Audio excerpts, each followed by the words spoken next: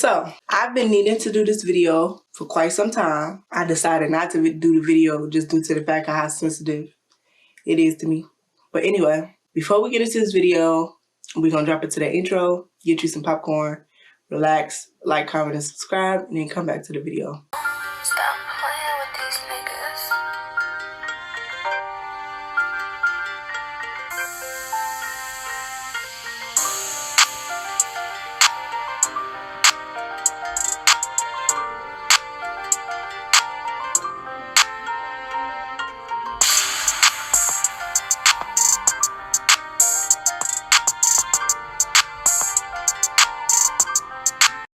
So, I say like a couple years ago, as you can see from the title, it's about me losing my baby and the ectopic pregnancy and everything, because I don't think that many women know about ectopic, and if they do, they don't really enlighten on it for real. And I thought I'd make a video dedicated to that because it does bother me. And I know it bothers a lot of other women out here today because I'm not alone.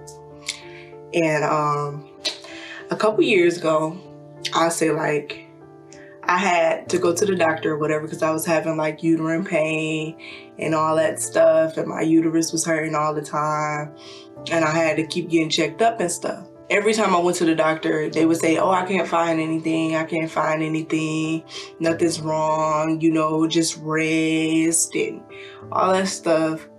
And then I'd say like, I went again and they ended up setting up an ultrasound. This is like my third ultrasound. And she said she didn't find anything, that everything was fine. The doctor enlightened me and everything, said everything was fine, nothing was wrong. I went to another ultrasound because I kept having the uterine pain and pain in my tummy and everything, and I knew something was wrong. So when we went to this ultrasound, I asked the lady, I knew something was wrong because I was bleeding and stuff, and I had to get a transvaginal ultrasound. So I was bleeding and everything, and it was quite uncomfortable, so I knew something was wrong. And so I asked the ultrasound tech what was wrong, like, is it in the right spot or whatever, and they had like a TV where you could see what was going on, but I couldn't really understand it. All I seen was a black spot, so I knew something was wrong because it didn't look like it was in the right spot. So I asked her, and she said, oh, I can't tell you, you have to wait till your doctor talks to you after we're done. And so I get into the room with the doctor. After I get into the room with the doctor, she simply tells me that that it's just in the wrong spot. I am pregnant and it's in the wrong spot. Now I'm kind of going too fast for y'all because let me rewind back. I found out I was pregnant in like, let me see. Okay, it was in the year of 2019 when I found out I was pregnant. I found out I was pregnant on the 22nd of October. And my period had came on the 15th of October, and it stopped. It only lasted one day, and it stopped for 3 days and came back on the 19th. And it ended on the 21st.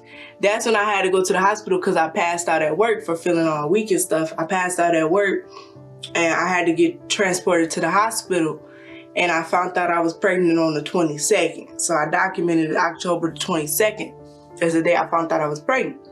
I stopped being pregnant in November of 2019 on the 21st because they ended up having me, I think the shot was called monotraxate or something like that. And it kind of kills cancer cells or something like that. So I end up getting the monotraxate shot or whatever you call it. I end up getting the shot, and my grandmother came with me and everything. I got the shot right in my butt, and it was supposed to stop it from growing inside of my tubes because obviously an ectopic pregnancy is when a baby grows somewhere outside of the uterus. In my case, mine grew inside my left fallopian tube. So they gave me the shot.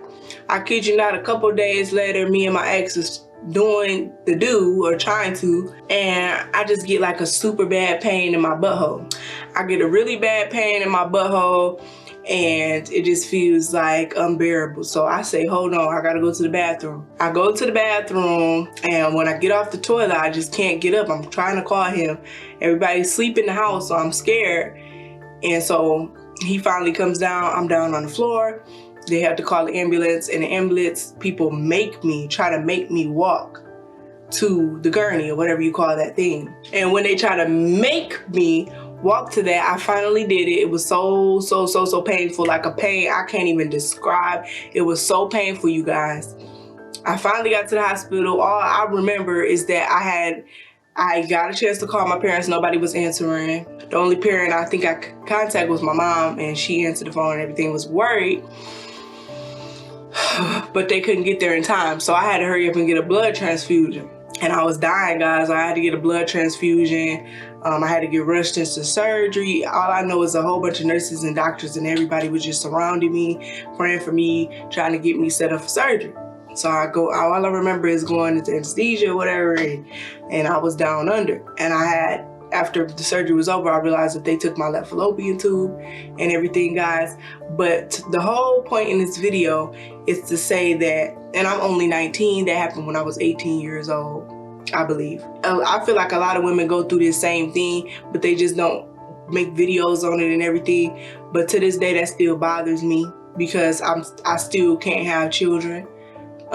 It's a possibility that I can in the future, but I would have to probably get some help to have children. So, when you're just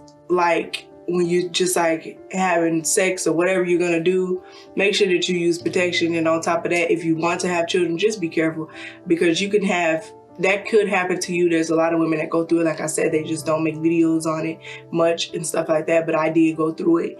And I just thought I'd make a video on it. So if you want more videos on just health or just things that happen to me or anything, just let me know. You can like, comment, and subscribe, and you can join the LMU family.